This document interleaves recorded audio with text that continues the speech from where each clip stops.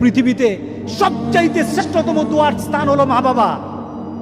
ওই মা বাবা যদি হাত পাতে আরশ পর্যন্ত পৌঁছে যায়, ওই মা বাবা যদি বদদুয়া করে, পৃথিবীর সব তীর সব টার্গেট মিস হতে পারে, কিন্তু মা বাবার বদদুয়া কখনো মিস হয় না, কখনো মিস হয় না।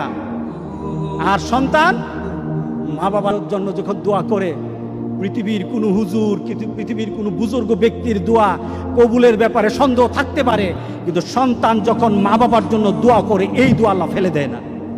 সুবহানাল্লাহ। কারণ মা বাবার এই দোয়াটা শিখিয়ে দিয়েছেন স্বয়ং আল্লাহ সুবহানাহু ওয়া তাআলা, রব্বির হামহুমা কামা রব্বায়ানি সাগীরা। আপনি কবরে থাকবেন, আপনি প্রত্যেক নামাজে আপনার সন্তান দোয়া করবে আপনার জন্য, রব্বির হামহুমা কামা রব্বায়ানি সাগীরা। পড়েন, মা বাবার জন্য দোয়া করেন প্রতি নামাজে বলেন মা বাবার জন্য, রব্বির হামহুমা কামা রব্বায়ানি সাগীরা।